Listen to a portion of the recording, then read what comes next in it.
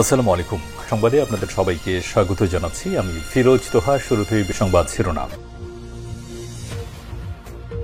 পুরোদমে Iran, Israel এবং নিরীহ ফিলিস্তিনিদের মাঝে ভয়ানক যুদ্ধ চলছে। আর এই মুহূর্তে আমাদের হাতে এসেছে যুদ্ধের সর্বশেষ তাজা আপডেট সংবাদ। প্রথমেই জানাবো ইসরায়েলের উপর নিষেধাজ্ঞা দিতে যুক্তরাজ্যে ৮০০ বিচারক এবং আইনজীবীর চিঠি। গাজায় যুদ্ধ অপরাধ এবং গণহত্যার আশঙ্কায় ইসরায়েলি সরকারের বিরুদ্ধে নিষেধাজ্ঞা আরোপের দাবি জানিয়েছে যুক্তরাজ্যের ৮০০-র বেশি আইনজীবী, বিচারক এবং বিশ্ববিদ্যালয় শিক্ষক। প্রধানমন্ত্রী কিয়ার স্টারমারের কাছে আজ পাঠানো খোলা চিঠিতে তারা এই দাবি জানিয়েছে। এরপর জানাবো ব্রিটেনের পর ইসরায়েলের সঙ্গে ব্যবসা বন্ধ করছে ইউরোপের আরেক দেশ। ফিলিস্তিনের অবরুদ্ধ গাজা উপত্যকায় দখলদার ইসরায়েলি আগ্রাসনকে যুদ্ধ অপরাধ এবং গণহত্যা হিসেবে অভিহিত করে ইসরায়েলি কোম্পানিগুলির সঙ্গে বাণিজ্য স্থগিতের উদ্যোগ নিচ্ছে ইউরোপের আরেক দেশ আয়ারল্যান্ড। এবার অর্থনৈতিকভাবে ধ্বজভঙ্গ হয়ে পড়বে নেতানিয়াহু। এদিকে হামাসের হাতে ইসরায়েলি বন্দীরা মুখ খুলেছে। তারা সব দোষ দিয়েছে নেতানিয়াহুর। হামাস নয়, বরং ইসরায়েলি হামলাই ছিল সবথেকে বড় আতঙ্ক। অবরুদ্ধ গাজা উপত্যকায় জিম্মি অবস্থায় কাটানো দিনগুলোর স্মৃতিচারণা করতে গিয়ে এমনটাই বলেছে নামা লেভি নামে এক ইসরায়েলি সেনা সদস্য।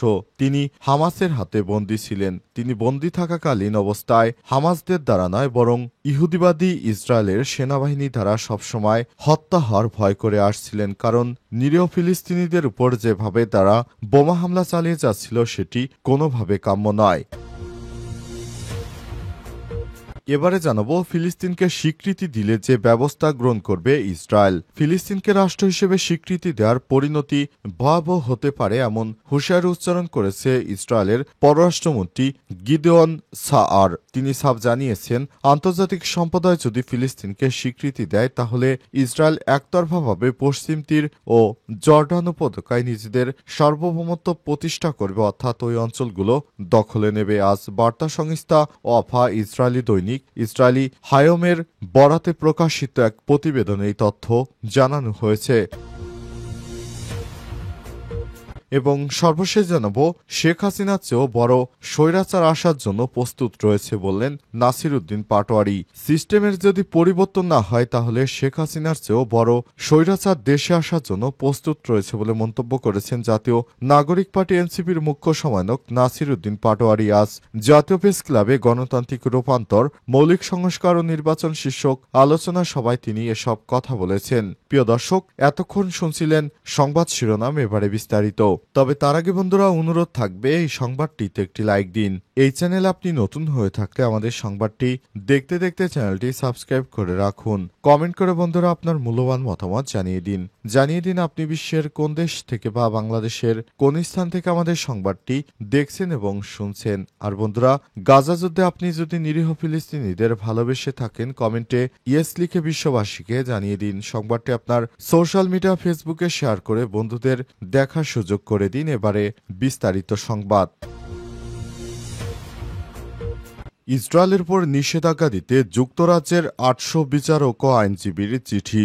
গাজায় যুদ্ধ অপরাধ এবং গণহত্যার আশঙ্কায় ইসরায়েলি সরকারের বিরুদ্ধে নিষেধাজ্ঞা আরোপের দাবি জানিয়েছে যুক্তরাজ্যের ৮০০-র বেশি আইনজীবী, বিচারক, বিশ্ববিদ্যালয় শিক্ষক। প্রধানমন্ত্রী কিয়ার স্টারমারের কাছে আজ পাঠানো এক খোলা চিঠিতে তারা এই দাবি জানিয়েছে। চিঠিতে উল্লেখ করা হয়, গাজায় গণহত্যা সংঘটিত হচ্ছে, অথচ তা সংঘটিত হওয়ার জন্য গুরুতর ঝুঁকি রয়েছে এবং এগুলো নেতানিয়াহুর আশকারাই হচ্ছে। একই সঙ্গে সেখানে যুদ্ধ অপরাধ, মানবতা বিরোধী অপরাধ এবং আন্তর্জাতিক মানবাধিকার লঙ্ঘনের কথাও বলা হয়েছে। চিঠিতে যুক্তরাজ্যের সুপ্রিম কোর্ট ও আপিল আদালতের সাবেক বিচারপতিদের পাশাপাশি আন্তর্জাতিক আইনের বরেণ্য ব্যক্তিদের স্বাক্ষর রয়েছে। এতে ইসরায়েলের অর্থমন্ত্রী বেজালেল স্মেটিসের সাম্প্রতিক বক্তব্যের উদ্ধৃতি দিয়ে বলা হয়েছে, তিনি গাজার সমগ্র ভূখণ্ড দখলে শত্রুমুক্ত করার এবং স্থায়ীভাবে থেকে যাওয়ার ঘোষণা দিয়েছেন। এই বক্তব্য গাজার ফিলিস্তিনিদের অস্তিত্ব রক্ষা একটি সরাসরি হুমকি বলেই ব্যাখ্যা করেছেন স্বাক্ষরকারীরা।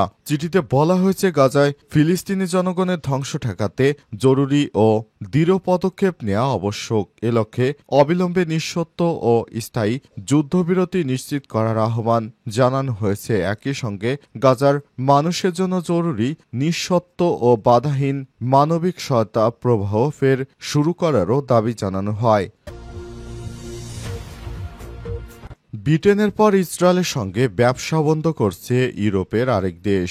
ফিলিস্তিনের অবরুদ্ধ গাজা উপত্যকায় ইসরায়েলি আগ্রাসনকে যুদ্ধাপরাধ এবং গণহত্যা হিসেবে অভিহিত করে ইসরায়েলি কোম্পানিগুলোর সঙ্গে বাণিজ্য স্থগিতের উদ্যোগ নিচ্ছে ইউরোপের দেশ আয়ারল্যান্ড। এই সিদ্ধান্ত বাস্তবায়িত হলে এটি হবে ইউরোপীয় ইউনিয়নের সদস্যভুক্ত কোনো দেশের নেওয়া প্রথম এমন পদক্ষেপ যা সরাসরি ইসরায়েলি দখলদার রাষ্ট্র ও অর্থনৈতিক স্বার্থকে চ্যালেঞ্জ জানায়। ব্রিটিশ গণমাধ্যম মিডল ইস্ট আইয়ের তাদের প্রকাশিত এক প্রতিবেদন থেকে জানা যায়, আয়ারল্যান্ডের সরকার এক আইনি প্রক্রিয়ার মধ্য দিয়ে ইসরায়েলকে দখলদার অঞ্চলে পরিচালিত কোম্পানিগুলোর সঙ্গে সব ধরনের বাণিজ্য সম্পর্ক ছিন্ন করতে চায়। লক্ষ্যে একটি প্রস্তাবিত বিল আগামী জুন মাসেই আয়ারল্যান্ডের পররাষ্ট্র বিষয়ক কমিটিতে আলোচনার জন্য তোলা হবে। আয়ারল্যান্ডের প্রধানমন্ত্রী এবং পররাষ্ট্র ও প্রতিরক্ষামন্ত্রী সাইমন হ্যারিস তার টুইটারে দেয়া পোস্টে বিষয়টি নিশ্চিত করেছেন। তিনি বলেন, আমরা বিশ্বাস করি দখলদার বাহিনী যে ধরনের আগ্রাসন চালাচ্ছে তাতে করে আমরা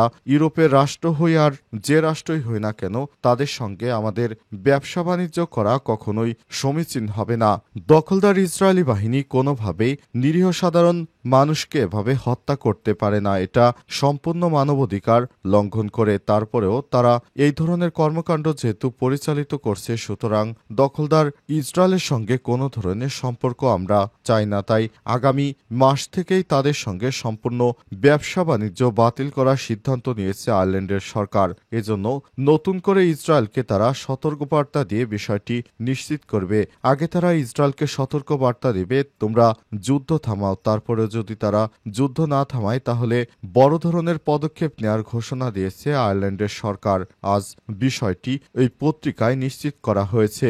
আয়ারল্যান্ডের জনগণ কখনোই এই দখলদার ইসরায়েলি বাহিনীর এই আগ্রাসনকে মেনে নেবে না। তারা জানিয়েছে, আমরা দখলদার ইসরায়েলি বাহিনী যে ফিলিস্তিনি নিরীহ মানুষদের উপর ভয়ানক আগ্রাসন চালাচ্ছে এটি কোনোভাবেই কাম্য নয়। পৃথিবীর সভ্য কোনো রাষ্ট্র এই ধরনের কর্মকাণ্ড পরিচালনা করতে পারে না। কিভাবে তারা সাধারণ নিরীহ মানুষদেরকে গুলি করে পাখির মতো গুলি করে হত্যা করছে সেটি কোনোভাবেই কাম্য নয়। তাই তারা দখলদার ইসরায়েলি প্রধানমন্ত্রী নেতানিয়াহুকে নিষেধাজ্ঞার হুঁশিয়ারি দিয়েছে। কিন্তু ইসরায়েলের প্রধানমন্ত্রী যদি না শোনে তাহলে তাদের উপর ভয়াবহ নিষেধাজ্ঞা জারি করার সিদ্ধান্ত নিয়েছে আয়ারল্যান্ড।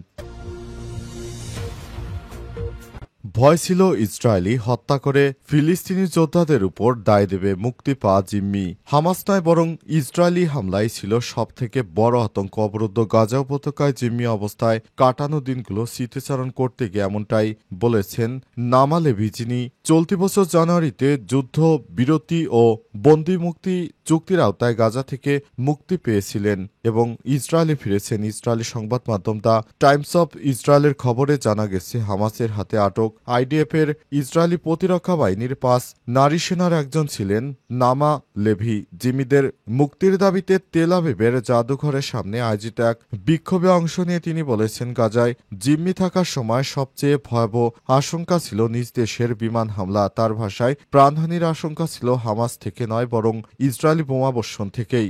মুক্তি পাওয়া লেভি বলেছেন, প্রতিটি বোমা হামলা ছিল বিভীষিকাময়। প্রতিবারের মতো মনে হতো এটাই আমার জীবনের শেষ, আর হয়তো কোনোদিন পৃথিবীর আলো দেখতে পাব না। তিনি আরো বলেছেন, কোনো সতর্কতা ছাড়াই হঠাৎ এক ধরনের বাঁশির মতো শব্দ শোনা যেত, যা ছিল বোমা আছড়ে পড়ার পূর্ব সংকেত। ওই শব্দগুলো শুনলেই শরীর ঠান্ডা হয়ে আসতো, মনে হতো এই বুঝি শেষ। এরপর আসতো বিকট বিস্ফোরণের শব্দ, যা এত তীব্র ছিল কয়েক ঘন্টা অনুভূতিশূন্য হয়ে যেতাম। একবার তার আশ্রয়স্থলের উপর একটি ক্ষেপণাস্ত্র আঘাত হানে। ভাগ্যক্রমে বেঁচে যান লেভি। যেদিন আমি ছিলাম সেদিকে আঘাত হানে যে ক্ষেপণাস্ত্রটি অল্পের জন্য প্রাণে রক্ষা পায়। জিম্মি দশায় আপনি কোথাও পালাতে পারবেন না, নিজেকে একেবারে অসহায় মনে হতো। খাবার ও পানির সংকটের কথাও তুলে ধরেন এই নারী সেনা সদস্য জানান, কখনো খাওয়ার কিছু ছিল না, এমনকি পানিও বন্ধ করে দেয়া হয়েছিল। একদিন বৃষ্টির পানি সংগ্রহ করে হামাস সদস্যরাই আমাকে দেয়। ওই সময় চুমুক পানি সেদিন মনে হয়েছিল যেন জীবন ফিরে পেয়েছি। নেতানিয়াহু সরকারের প্রতি ক্ষোভ প্রকাশ করে লেভি আরও বলেছেন, আমি কখনোই ভাবিনি আমাদের সরকার এতটা নিষ্ঠুর। সরকার আমাদের উদ্ধারে নিষ্ক্রিয় থাকবে। প্রথম দফায় মুক্তিপ্রাপ্তদের অভিজ্ঞতা শুনেও সরকার কার্যকর পদক্ষেপ নেয়নি। বর্তমানে আবার যারা জিম্মি মুক্তি পেয়েছে তাদের বিরুদ্ধে তারা জিম্মি পাওয়ার পরও কোনো ব্যবস্থা নিচ্ছে না দখলদারের ইসরায়েলের প্রধানমন্ত্রী নেতানিয়াহু।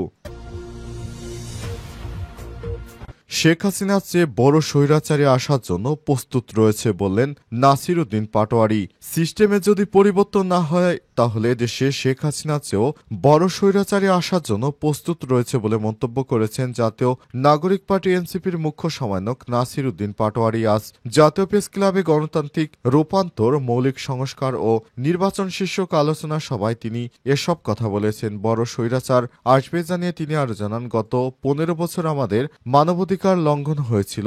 এনবিআর সচিবালয় বন্দর থেকে এখনো দলীয় এজেন্ডা বাস্তবায়নের চেষ্টা চলছে। সিস্টেমে যদি পরিবর্তন না হয় তাহলে শেখ হাসিনার চেয়েও বড় স্বৈরাচার আসার জন্য প্রস্তুত রয়েছে। এনসিপির এই নেতা আরো বলেন, শেখ হাসিনার আমলে যে কালো আইন বানানো হয়েছিল সেই আইনের ভিত্তিতেই 5 জন নির্বাচন কমিশন নিয়োগ দেওয়া হয়েছিল। আমরা শুনতে পাচ্ছি সেখানে বিভিন্ন দলের রিটার্নিং অফিসার, নির্বাচনী আসনে বিভিন্ন দলের সুপারিশকৃত লোক দেয়া হচ্ছে। তিনি বলেন, আমাদের 3টি ভিত্তিমূলক হলো সাম্য, মানবিক মর্যাদা, ন্যায় বিচার। এগুলো বাইপাস করে যদি নির্বাচন করা হয় সেটা হবে আমাদের বাংলাদেশের স্বাধীনতার ঘোষণাপত্রের সঙ্গে গাদ্দারি। এ সময় তিনি আরো বলেছেন, আপনারা মনে রাখুন যেভাবে তারা এগিয়ে যাচ্ছে এভাবে যদি চলতে থাকে তাহলে তারা স্বৈরাচারী শেখ হাসিনার থেকে অনেক বড় লেভেলে চলে যাবে। তারা বাংলাদেশের মানুষকে যেভাবে প্রতিদিন চাঁদার জন্য যেভাবে নিষ্ঠুরভাবে আচরণ করছে, মানুষকে গুম খুন করছে, তাদের কাছে বাংলাদেশ নিরাপদ নয়। আগামীর বাংলাদেশ হবে, সমস্ত সিস্টেম চেঞ্জ করতে হবে এবং এভাবেই এগিয়ে যেতে হবে। তা না হলে আগামীর বাংলাদেশ আমরা গড়তে পারবো না। যে স্বপ্ন নিয়ে আমরা এ পর্যন্ত এসেছি